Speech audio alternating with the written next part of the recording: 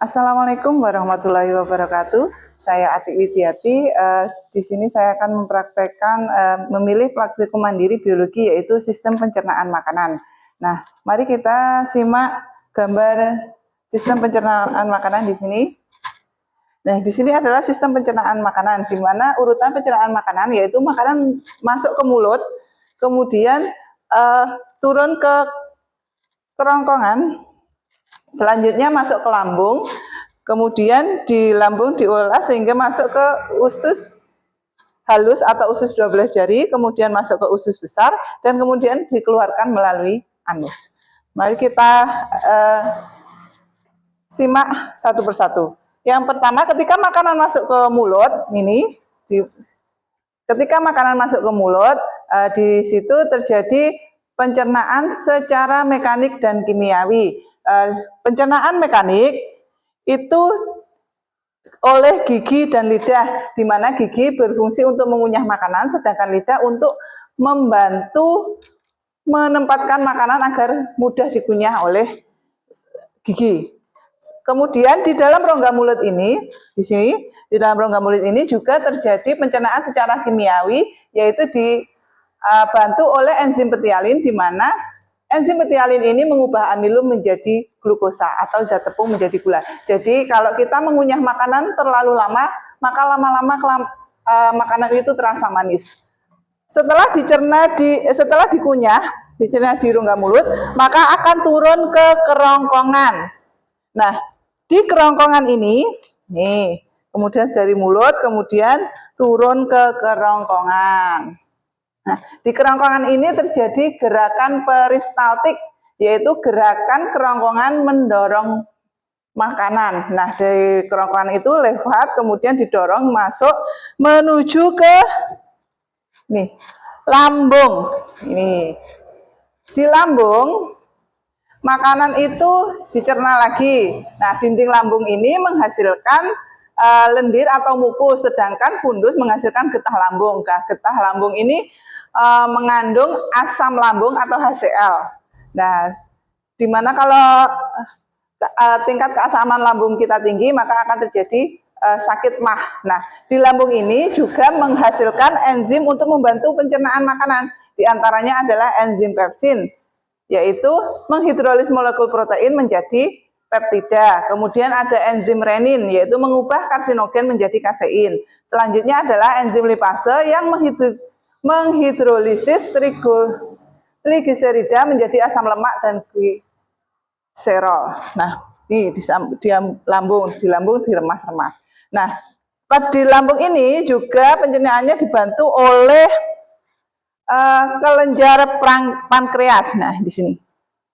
Letaknya ada di bawah lambung agak ke dalam.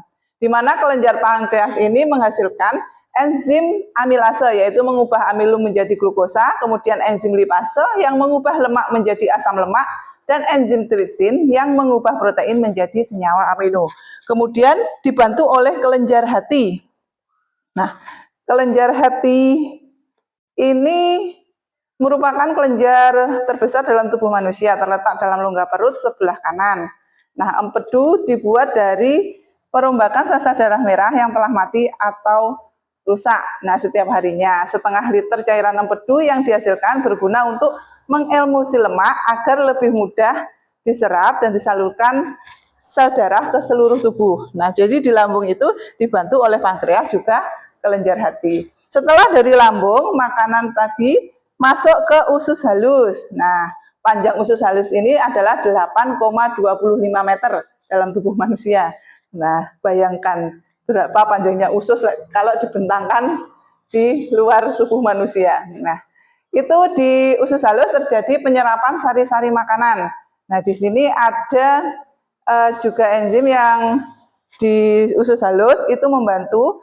Di antaranya adalah enterokinase, yaitu mengaktifkan tripsinogen menjadi tripsin, laktase yang mengubah laktosa menjadi gula, kemudian ada erepsin yang mengubah dipeptida atau pepton menjadi senyawa asam amino. Kemudian ada maltase yang mengubah maltosa menjadi glukosa.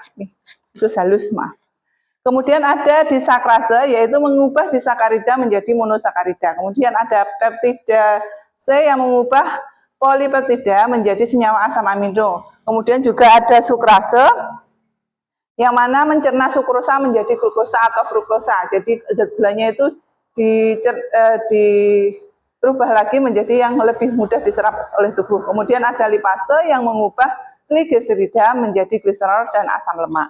Nah, setelah dari usus 12 jari atau usus halus, makanan dialirkan lagi ke usus besar. Nah, di makanan yang masuk ke dalam usus besar itu merupakan sisa-sisa makanan yang tadi sudah diserap oleh usus halus, tetapi dia masih memiliki kandungan air yang cukup tinggi sehingga di usus besar terjadi penyerapan air dari sisa-sisa makanan tersebut. Kemudian di usus besar ini ada bakteri E. coli yang membantu membusukkan sisa-sisa makanan tadi sebelum dikeluarkan. Nah, di usus besar ini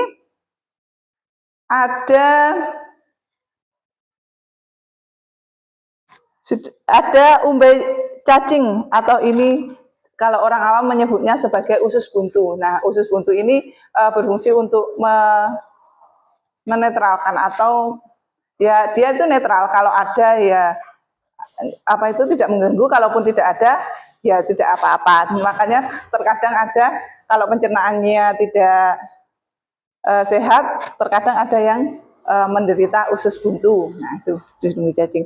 Nah, setelah dari usus besar, setelah membusukkan makanan, kemudian masuk ke rektum. Nah, di sini rektum itu dapat berkontraksi, yang aktivitas kontraksinya dapat menimbulkan terjadinya defekasi, yaitu proses pengeluaran zat-zat sisa hasil pencernaan makanan melalui anus. Jadi kalau sudah itu, maka dia akan sisa makanan tadi dikeluarkan melalui anus yang sudah membusuk tadi berupa feses.